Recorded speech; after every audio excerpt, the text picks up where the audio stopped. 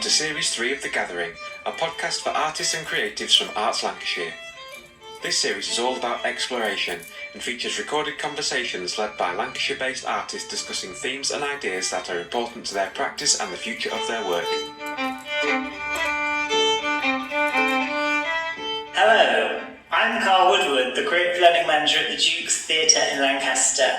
The Duke's is a national portfolio organisation that is funded by Arts Council England, Lancaster City Council and Lancaster University. I'm going to hand you over to Daniel Bye to tell you what we'll be discussing today. Hi everyone, lovely to see you all. So this morning we're going to have a conversation about the future of the arts, the future of the arts that you are in the process of making. Really looking forward to hearing from all of you. We'll also talk about the present of the arts in order to look at how that's going to be transformed over the next few decades as you become the leading artists of your generation. Thanks for being here. I'd like to start with a really simple question that hopefully everyone will be able to speak on reasonably briefly so we can hear from everyone before we open out the discussion a little more widely. I'd like to ask everyone for one thing that you hope for the future of the arts. One thing only that you hope will come about over the next 3 or 4 or 30 or 40 years in the arts. It can be a small thing or it can be a radical transformation. Keelan, could I start with you and then we'll pass around the circle? Of course. So for the future of the arts, I would mainly say I hope it becomes a lot more representative of the true community in terms of more diverse and inclusive of different people. Brilliant, thank you. Elliot? For the future of the arts, I would say that I would like it to inspire people to live up to their dreams and their hopes for the future. Thank you. Martha? Kind of what Keelan said, more diversity, people being able to see who they are on screen, kind of thing. Thank you. Rahel? Like more people getting involved and trying it out. I think that it could be more opportunities when it comes to like the movie and on screen, because sometimes when you see that you think, oh, they're just famous people, but like more opportunities for more people, no matter if they're famous or not, to be able to be part of that. Brilliant, thank you. Gabriel? I feel like the more diversity would be a very good thing to happen to the arts, because at the moment, I know it is getting grouped on, but in the past it has been quite heavily like white men, and it's good to have more diversity. Great, thank you. Iona? I think there would be like loads of like positive like messages and like role models in like movies and on screen things. Thank you. Jacob?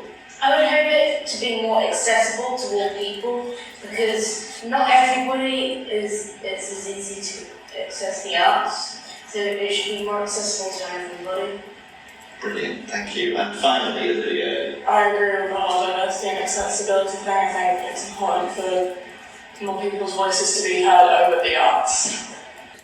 Great, so there's a real theme there of access to opportunity and widening that access so that it represents everyone, not just a relatively narrow range of identities, white men, that have tended to dominate and I guess continue to dominate. And here I am, the white man, absolutely endorsing everything that you've just said.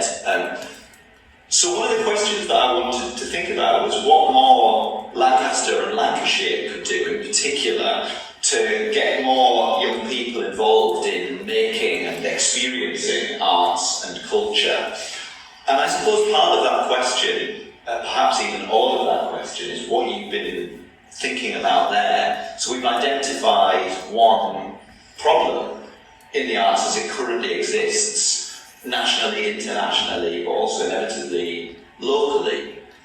Is there anything that you see that could be done here, not necessarily here at the Dukes, but in the wider region, that would help improve accessibility or help create more opportunity? Yeah, Rahel? And like there could be workshops in schools so people can experience the acting. Brilliant, thank you. Martha? Kind of what I was saying before, but like if someone went to a play, if like more girls saw more women acting like strong characters or whatever on screen, then they might be more likely to think, oh, I could do that, I could be that. Brilliant, thank you. Olivia? I think it's quite hard for a lot of people when it comes to the accessibility of it, because a lot of time it's stuff that you have to pay for. So and obviously that's the whole issue with funding for the arts and stuff. But I think having more maybe less expensive or more free opportunities, people will want to get involved because it's something they are able to do now. Thank you. Gabriel? They're giving money to schools to be able to get equipment and instruments for music, or paintbrushes and paint for artwork, and getting into workshops and being able to get things that first hand for students to experience the arts, because especially with schools with less money, it's harder for them to do that than say. Jacob? Maybe more community projects that people can work on as a whole, not just like professionals, but just people in the community, Yeah, so providing opportunities again for absolutely everyone. Elliot? I feel like more performances just all around, because it brings people together, it shows people what drama is about, it shows people everything they need to know. So a theme started to emerge in that set of responses as well, about access to funding, the provision of free opportunities, the provision of equipment, more performances, more accessibility. If opportunities cost money, then it limits the number of people who can take up those opportunities, and that in turn limits the kinds of people who are able to take those up. So I think it'd be really useful to think about what the arguments are that we can be making. You've identified a problem, you've suggested a way of addressing that problem.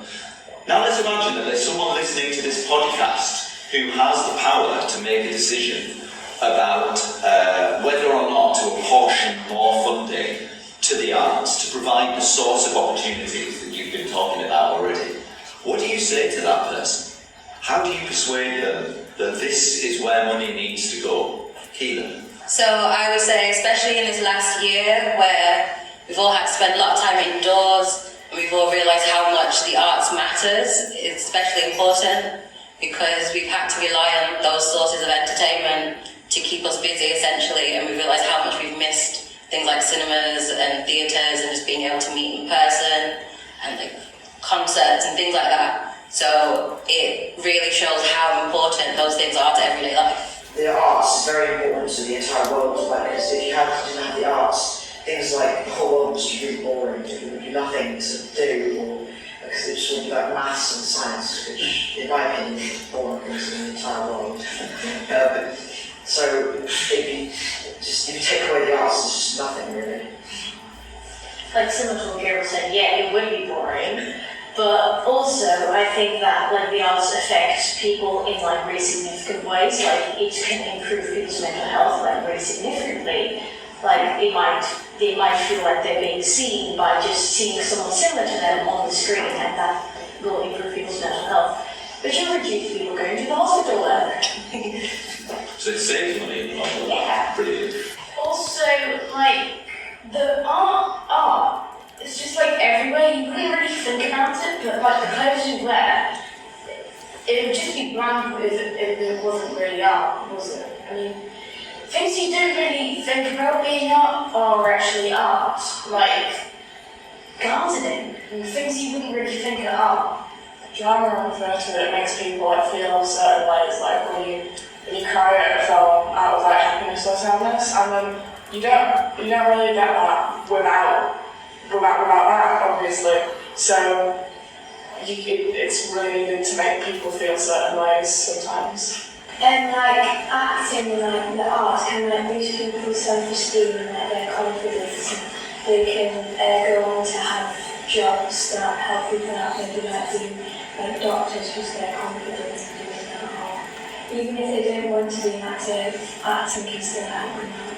I feel like when I was growing up, I always loved that part of the day when I could act and could do the arts, but like I moved schools in year five, and my new school, they didn't have any sort of like drama or music in the below years, and I think that it would have been so much better for the students if they had that. And going to high school, like loads of students there just loved the part where it was the creative arts sections of the music, the art, the drama, and I feel like the world would be bright without that. I think people also learn a lot from art, like just by watching a film maybe you can learn a lot from it, but also by being part of it, like acting, you learn how to act, how to express certain emotions. And it's really like educational in a way because you just learn more about yourself as well as the world around you.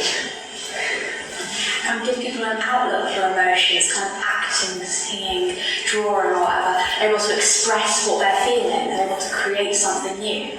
Thank you all so much. And I'd like to develop this a little bit further. We've had loads of big claims for things that the arts can do, all of which I absolutely agree with. And a couple of you have shared little stories of personal experiences with that. So you started to do that there, Elliot.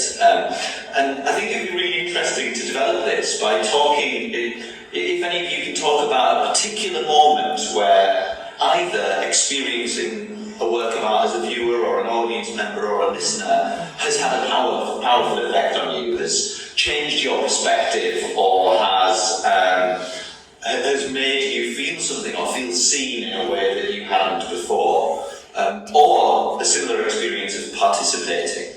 When I was in my primary school, we had these shows every single year, and I got the main part, and it just showed me what I could do, and that this is the thing for me, this is what I should go and do with my life.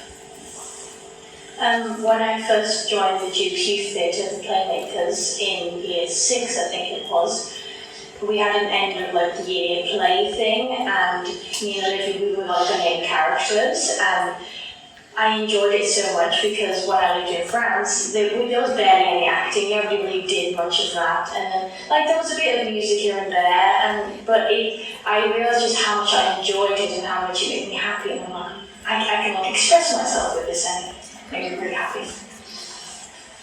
I'm not sure, kind of like documentary films and stuff, like films telling you about people and what people can do. It almost, I'm not sure, it's like, I'm going to pick an example, I watched a film about Malala Yousafzai, and it's kind of, I already knew about her story, but it was just kind of her talking. I'm not sure how to explain it, but makes you feel like you can do something if other people have done it. One thing, it's quite small, but it's still big at the same time. Sometimes, in our class we do a show and tell of like things we've made or done, and just showing 29 other people something that I've created can be really just nice and everyone liking it.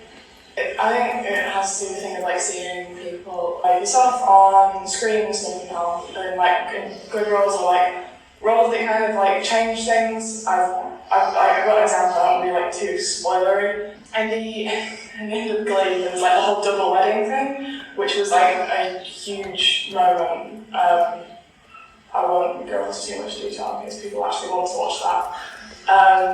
But it's like it was a huge thing there. Like, people seeing that it just makes me feel so much better.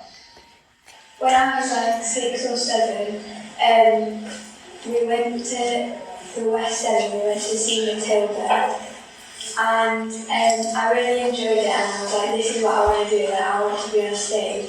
So I was going to that year. I went to summer schools and I joined like a performing arts school, and I joined the Dukes, and I'm still doing it now. 2 years ago, also with the Dukes, when we did a performance, and we made it like dark humour, and it made me really happy to like see that people enjoyed this dark humour as much as we, while we were creating it, did as well. So when we were performing it, just hearing the audience laughing, and you kind of couldn't see them because of the lights, but you kind of could see them, and seeing kind of the enjoyment they had from the stuff we had created, it was really like boosting for my self-esteem and stuff like that. That feeling of making a connection, this thing that you thought was just you, connects with everyone else as well, is one of the real thrills, I think. Well, like we're doing a school play at the moment, and it's just like really nice to see everybody like having a really good time while we're rehearsing it, because like not everybody like has had the acting experience. Like my friend, who's the main character, she really hadn't had any acting experience, but like she was really enjoying it, and like a lot of people have like lots of talent, but they didn't really know they had that before because they hadn't had the chance to act like that. Recently, I watched the Billie Eilish documentary, which is about it's like a movie about like 2 hours and a half. It's so amazing, and it's just really eye-opening into the world of creating not just art, but like in music, but it's also like the dance and everything, and it's so eye-opening into like the daily life of like musicians and how their lives are. When I first joined playing a week, was the only time I moved over, and just when I joined youth theatre, it was really inspiring being around other people who were interested in the arts and like don't really judge you for how you look, but like the content of your creativity. When I was about 10 years ago, I went to see a play called Apples, which was set in Middlesbrough, where I grew up, and I was about 30 at the time. And this was the first time in my life I'd heard people speaking on stage in my accent. And that feeling of being seen that a couple of people have described, that feeling that it was legitimate to sound like this on stage, it really blew my mind. And it was the first time that I felt as though I'd been fully seen on stage. And I'm a white man. I'm represented pretty consistently. And yet, this still felt like quite an important experience, well into my professional career, I might add. Keelan, do you want to share anything?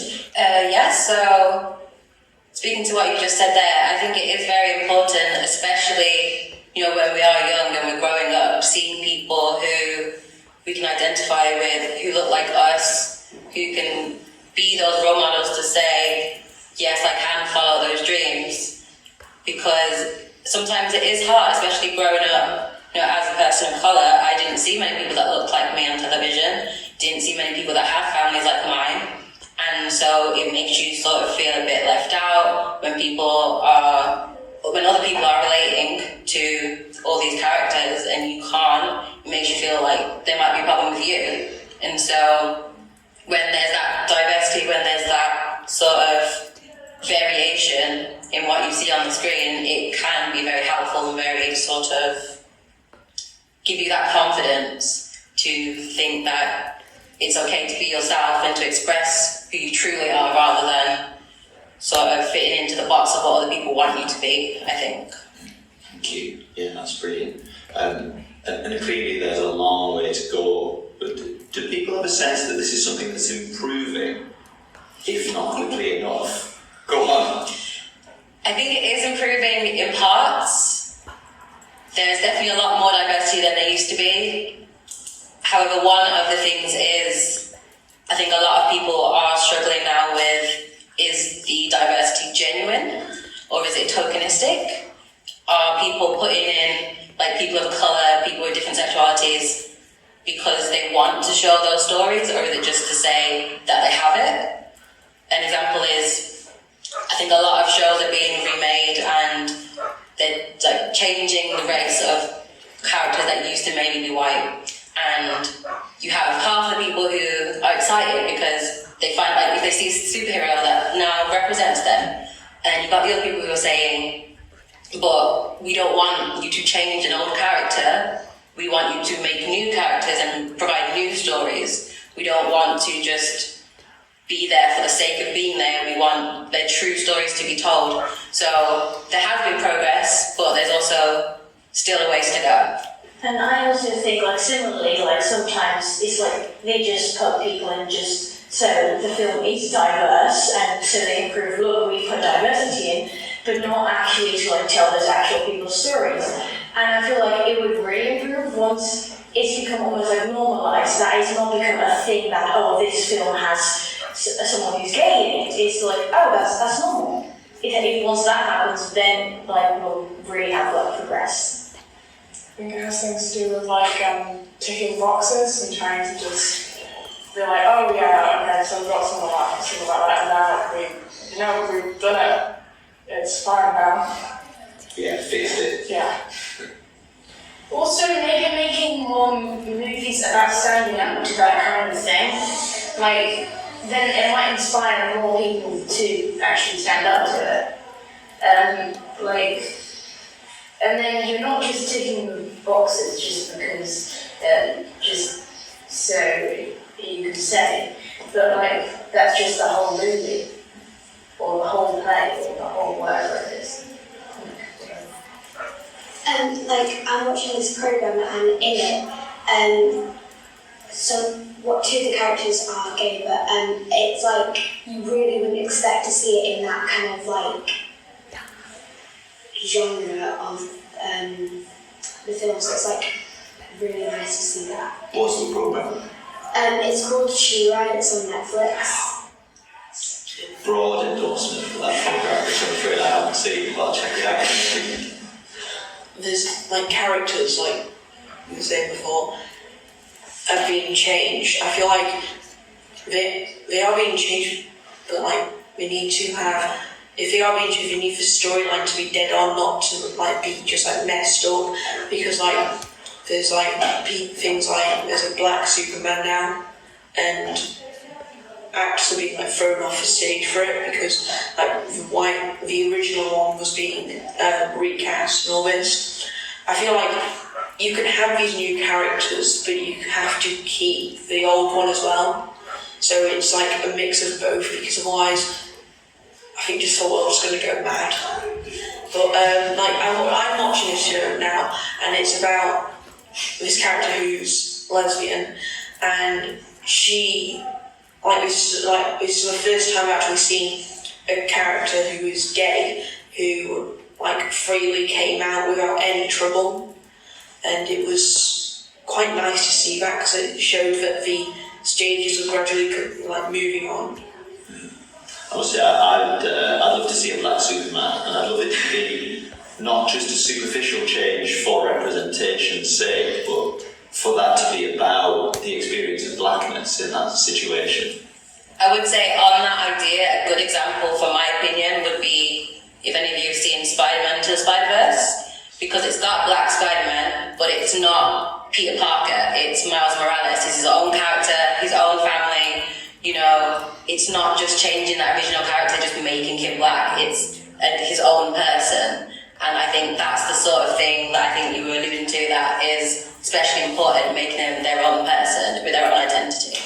I think films and stuff adapted from books, it kind of needs to not just use famous faces to get certain films watched. It's like, I'm going to use an example here, Hunger Games, which is a friend whose favourite brand is the casting of Katniss Everdeen in Hunger Games, because like she's described as like being short with olive skin and straight hair, and that's not how she's portrayed in the film because they've got a famous face, so the film's watched. Was she famous before those films? I'd never heard of her before those films, but I'm as we've established I'm very old. She's really famous now. Yeah, exactly. Sorry, Kareem, go on. I think that also, like sometimes they put like characters in that are diverse, and then their only like personality trait is the fact that they're diverse instead of, and then if it's just like, then they have their own personality. If they just have their own personality and just like, oh, by the way, they're also like diverse and stuff, then it works better because then people feel seen and they don't feel like, oh, the fact that they're diverse is the only thing people know about them, or things like that. And that there's more to them than just their diversity. There's films like Love Simon, where that's like a big thing, but the main personality trait of Simon is that he is gay. But then there are also films like I Care a Lot, which is a film that's nothing that where the main character just so happens to be a woman who likes a woman, but that's just part of it. It's normalised in that situation. The main plot is that she's kind of evil. And then the second point was to do with famous faces and stuff. When it comes to casting things, like the casting of James Corden in the Prom film, which was an interesting choice. Mainly just because he's famous in that, but yeah. Maybe, in films, don't just choose an actor because they're famous, but choose an actor because they fit the part. So don't just choose some person who wouldn't fit the role, and choose someone who actually fits the part, and no matter if they're a different colour. With apologies to you, Elliot, we're going to move on to a related topic, but I'd like to just bring it back to what we can do as a group of people, as a group of young people and one or two slightly older people. What can you do? What can we do as artists, as young people, to make the kinds of changes that you've been talking about? Not just around representation, but also access. What can you do to improve the world of the arts over the next couple of years, and then perhaps beyond that? I think so. For when you cast these roles, so you're going to write a play. So if one of us wrote a play, you would cast roles, and so you would write it in so that it was just normalised. And you would also, instead of just putting in whoever, because that's what people want to see, put in the people who you want in your play. So, or film, or band, whatever, or your dance piece, and also showing to people who are gay, black, working class, less privileged, just show them that they can be in these things, that it's not all just sort of middle class or upper class white men who they're it's that people just say, oh, they're the only people who are allowed. That's not true, and we should be showing people that they can actually do these things if they want to, if that's what they want to do. Someone who did write a play or a film or a TV show, whatever, actually keeping things in mind when writing it, actually thinking more when writing it, instead of being writing out and being oh, just get this person playing this one, think which person would be best for this character, because I'm thinking about this character and how they would be in his storyline, and just thinking more about the stuff that you're writing when writing it. I would say that it's always important to ask the people in those underrepresented communities how they feel. We can help them rather than us assuming on their behalf. I think a lot of the time you have these ideas of these Hollywood execs who say, yeah, we're going to do this to sort out all these diversity problems, but nowhere along the line consulted anyone who they think that will be affecting. And then in the end, that representation either doesn't hit the mark, isn't appropriate, just doesn't really work. And sometimes, on the flip side, it's more offensive than helping. So I think it's important to get a wide range of opinions and actually do the research, get the knowledge, instead of just going on the warpath just to fix the world. I think it's important to know why and how those approaches work rather than just trying to put them into place. Thank you. Yeah, it's important not to end up doing more harm than good. And I think we should also be using us to educate people more on it. Like what you said, is some people, they just put it in and they try to fix the problem, but they don't really consult the actual people, and by using the arts you can educate people more on it, and these people, they're everywhere. You could just go talk to someone, and then you've already got a good perspective for the story maybe. and then it's not that hard. When like the movie Hamilton came out, I loved it so much. I watched it all the time, and I got like a book about it, and I read it, and a man, he's called like David Diggs, and he plays like Thomas Jefferson, and he said that if when he was younger he'd seen a person of colour play like a powerful historical like figure, then he would have wanted to change the world more when he was younger. I think that the main thing that could be improved in almost every circumstance of art is more accessible, so that people can be part of something which will inspire more people until it's just normal. You've really brilliantly kind of formed the link to what I was going to ask about next. We're just over halfway through our allotted time. It's flown by. And we've, in those first few things that people identified as ways the arts could improve, there was a lot of talk about widening the range of opportunity. We've kind of focused on more than half of that so far. We've focused on making the opportunities that are available more accessible to a wider range of people. What we haven't talked about yet is widening the range of opportunities and the kind of opportunities that people want to see. And again, I'd like to focus in on this area in Lancaster, perhaps Lancashire. What are the kinds of opportunities to express yourselves creatively, to create art in all of its many forms, visual art, music, theatre, film? What kinds of opportunities would you like to be able to have access to? And would you like others to be able to access? That at present there are a limited range of, or that aren't available at all. What would you like to be able to do that is difficult to do at the moment, or difficult to do as much of as you would like?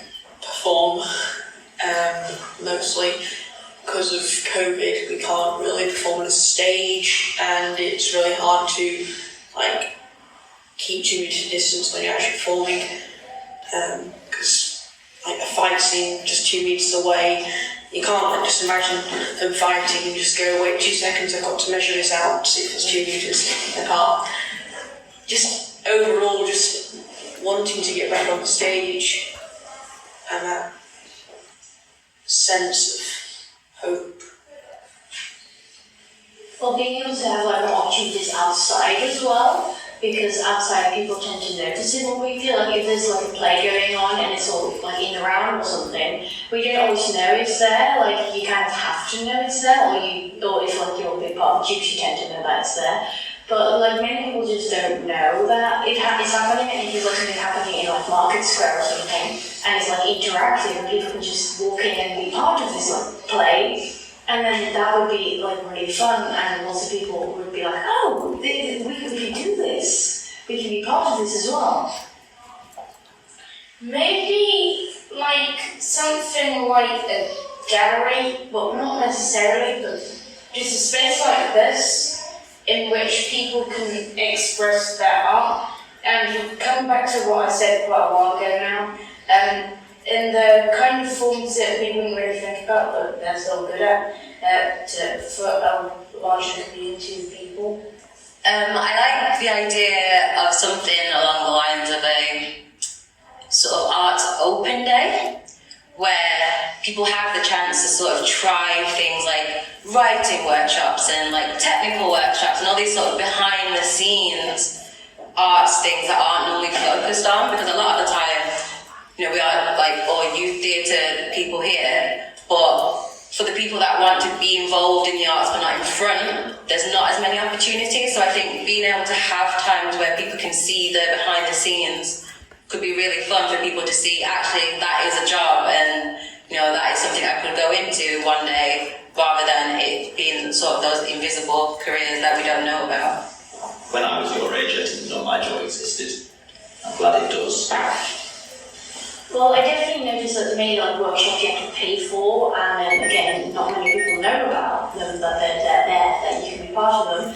And if there's like workshops with people who just want to volunteer and have fun and make other people enjoy themselves as well, then that could just be like, so it's like available to everyone and anybody can be part of it and just learn more and like be part of the arts and then maybe find out something they're good at or something they really enjoy. So before lockdown, I think it was the Christmas before lockdown, there was a show of a Christmas Carol, which they had these in Warstones. I think that it was the top one, which is now closed. It was a big show of it, and they had like these massive puppets, and if you just walked into Warstones, about a few. Because it was in the evening, so a few hours before, it was just like they had these massive puppets and they were sort of showing people. And that is actually how we found out about this, so I actually went to go and see it. But it's like, if you have those like giant displays of like things like puppets and people acting and like just having like little short bits of it, just all like outside and in the public where people can see it, it will advertise the arts more as something that people want to go and see and experience rather than just being there without people being able to sort of actually think about it or experience it. I think one of the best places to let more people access it is schools, because it's a large community of a lot of young people who and that will and haven't like done that yet. So and like. Because of that, like, you could put on one play that you do in a school that anyone can access for free, could like change someone's idea of what they want to do for a career. What Joe said about schools and the school I go to with this, when there's a big performing thing, it's always in a competition, like, which means that everyone's pitted against each other in something that's meant to be fun and bring people together. I think if there were more opportunities for people to join in and do things when they were actually doing it together, and it was less stressful in the way that like, oh no, we kind of got to get this done before I have time, but less stressful in the way like, oh, we have to win this thing. I think it could be a lot better and people would like enjoy it more. Yeah, I find the idea of doing a play as something that you can win. Yeah. Really quite bizarre, I must say. Again, Jago has kind of moved us on to a subject that I wanted to move to. So I want to talk a bit more about schools, but do say what you were going to say first. Oh yeah, it's such an example. So it's a very bad example, but linking back to what Jago said, it's an example of a workshop, or not really a workshop, but a musician called Asher Knight came into our school and taught us about being a musician. Now, I didn't like his music at all, but he sung us a few songs and told us about making music, because he started talking about how he didn't end up going to university. He went straight from school and went into the music industry and became quite popular. And even though you didn't like his music, you found you found that you learned something from his experience and from his process, so it was still a worthwhile thing to have. That's a really useful perspective, thank you.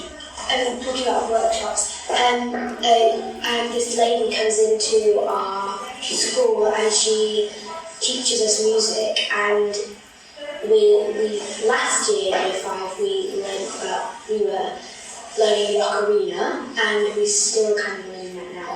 But we're also learning the ukulele now, which is like, because it's for free, so because not everybody will be able to do like the ocarina and ukulele. I didn't even know like the ocarina really existed until we did it. So let's just see maybe that what you're both about to say fits into this, because it feels like we've just neatly segued into talking about schools. But I think you've touched on something really important here. The place of the arts in education is being eroded at the moment. Lots of funding is being withdrawn from that. That's something that's happening before our eyes. It's also something that was happening in the 1990s when I was a teenager. And I feel like I'm watching what's happening in schools at the moment and seeing history repeating itself. So I'm interested in what you're saying at the moment, valuable experiences you've had in visiting teachers or people coming in to run workshops. I'm also interested in hearing from people if either there's something that you would like to see happening in schools, an opportunity that you'd like to be made widely available through schools. And I'm also interested in hearing if anyone has experiences to share of things that used to be available to you that have been withdrawn, that may well be for funding reasons. Martha? So I played the cello, and at my primary school, there were like, well, by the time I left, there were like 3-4 people, and one person playing double bass or something. Really tiny person as well, quite fun. Just so exciting, you too, you have double bass. Anyway, it was like, there were 3-4 people with like these huge instruments, and then I got to secondary school, and like now suddenly there's only 2 of us playing the cello in I think the entire school, or something ridiculous like that. And it's kind of because there are cellos. So at primary school, we were given the cellos by the National Music Service, and now we've got to have the cellos, we've got to have the instruments, and it's kind of... Which immediately limits access, because to those who can afford a cello.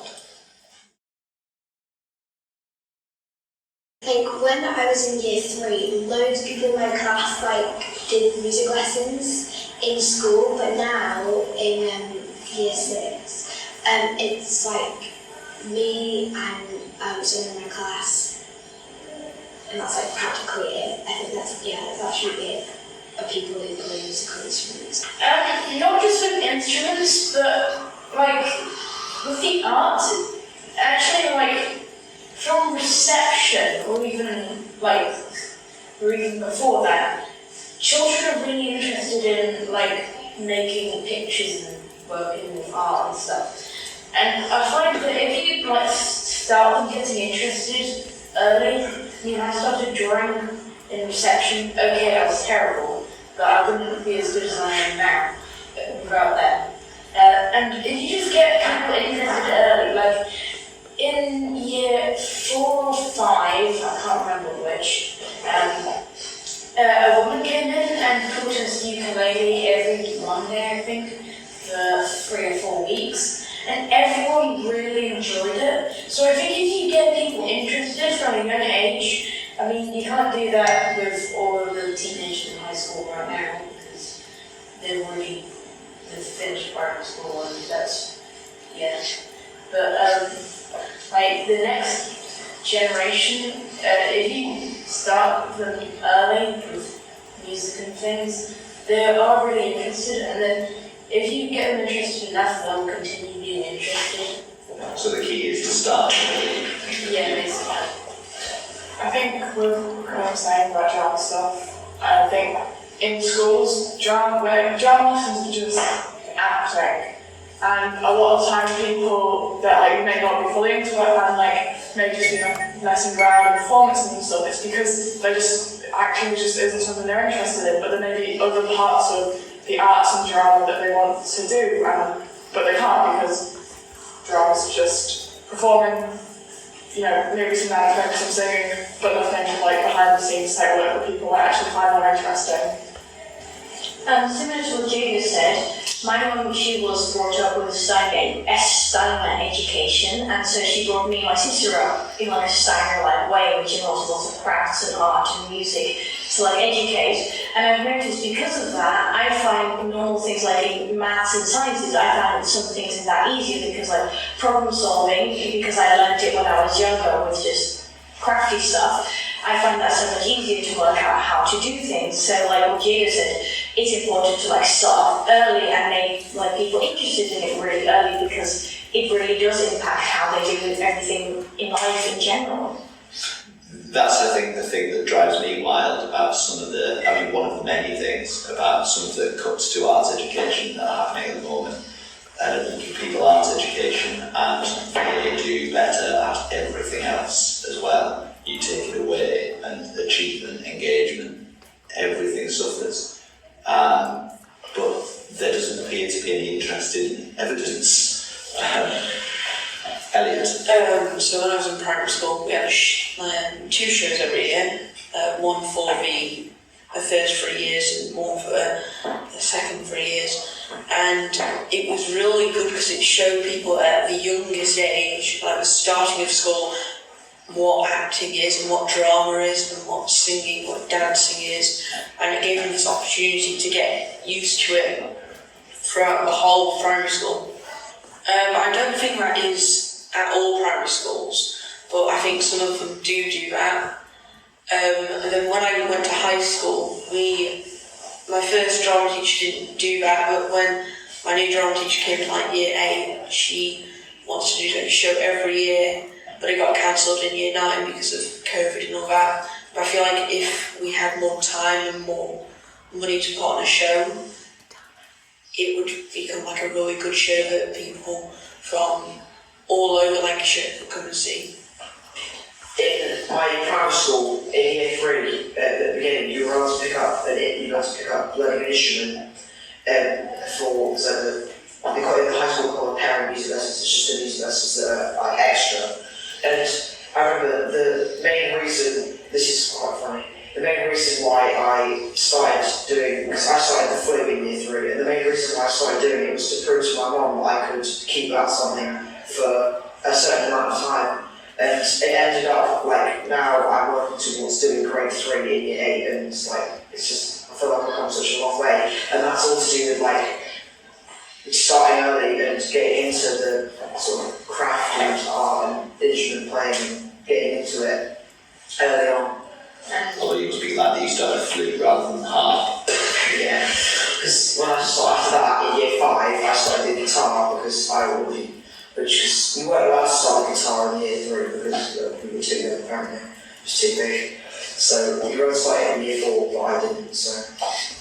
And with me, because my mum played cello, she plays cello, I wanted to learn to play instruments as well when I was young, and now I was like, okay, this cello is huge, it's way too big, it's really hard to carry around.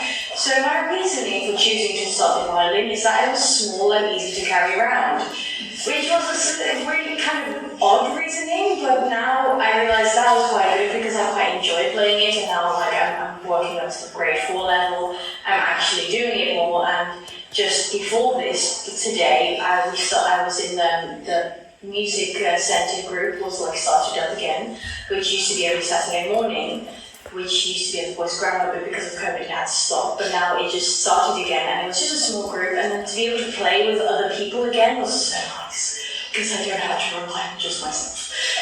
Yeah, I mean, music rehearsals via Zoom are impossible, aren't they? Yes. You can do a lot of things on Zoom, but you can't really quiet. Because you can only yourself and not really the other people, and what my mum did with the cello group is basically one person was unmuted and the rest played and muted and just kind of played along with that one person that was unmuted, so you couldn't really hear anyone except yourself and the one unmuted person, so it was quite weird. Like, I started playing the piano I don't know, 4 or 5 years ago, but I think like a month ago, my piano teacher was like, you know you've been doing this for like 4 or 5 years, and I was just like, what? Because I didn't know that, but like I wanted to start the piano because I saw people playing, I was like, oh, I really want to play that. So I'm doing my grade 2 now, piano, and it's like, and the pieces are really nice, and yesterday I had to choose my 3rd piece, and they sound like so nice, and just like, oh, I really want to play that, and it's just really nice. I started playing the piano in year 3, and I started because Gabriel here was playing an instrument, so I was like, sure, why don't I play an instrument as well? But also because my mum was telling me I should start playing the piano, but yeah. And now I just really like I really enjoy playing the piano, and so just having that as an example, I think actually having art as a community and like can inspire more people to join that community. But it also corresponds to something you were saying earlier about if more people do it from a younger age, then it becomes a little more normal. And if there's a cultural expectation that people might at least try to play an instrument or draw or get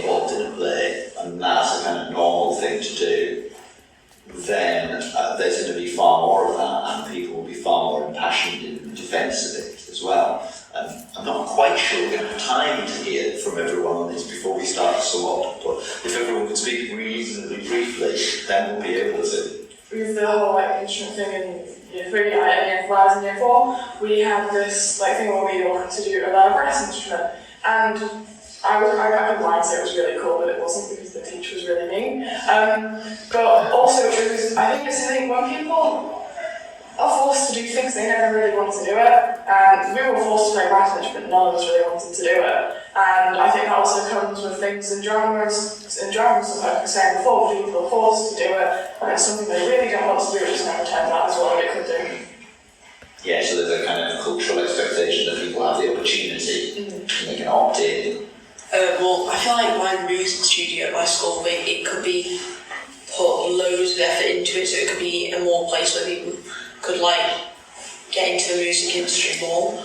But I myself never really got into music. I started playing piano at a young age, and I really didn't like it, so I stopped that. And then I went to clarinet, and I really didn't like that, so I stopped that. And I went to drums, I really didn't like that, so I stopped that. And I went back to piano, I really didn't like that, so I stopped that. And now people are trying to get me into guitar, and I'm like, I don't know if I should do that because I probably not like it, and I'll stop it again.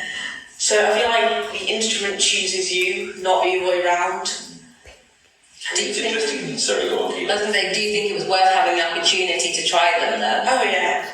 Yeah, and the music studio thing, no doubt it can be given a lot of work, but we should probably also acknowledge how relatively fortunate and privileged you are to have a music studio in your school. That's not everyone has that. So maybe we should also say that there ought to be a music studio in every school. So what I was saying earlier about the last community music centre, it used to be on, and I quite liked it. Well, the first time I didn't like it because I had to cycle there, but I usually quite like it. It's at the boys' ground. I had to cycle off the hill. I didn't like it, and so it's a really nice thing because there are so many different opportunities. And instead of just playing at your lessons and practicing at home, you get to play with other people. You get to play in big groups. You get to play in groups with people of your same level or people who are a lot higher level than you, and you just kind of try to play along, and you learn a lot from just that. And I realised that my playing and my sight reading had improved so much from just being part of a group and playing with other people. And it's just an opportunity that's just here in Lancaster even.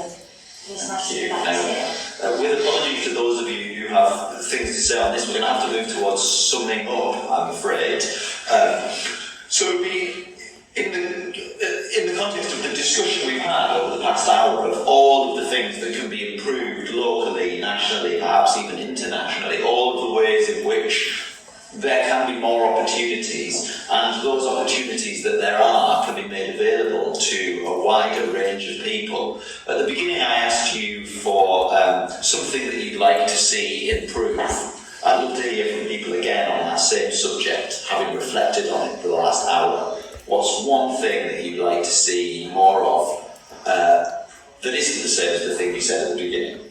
Opportunities for people that might generally not always get the opportunities to do the stuff that they want to do, because I've been able to do quite a lot of stuff in the arts, and I understand that that's a really good thing, that I'd be able to have the opportunities. I think it would help a lot of people if they were able to try this out and things were more accessible.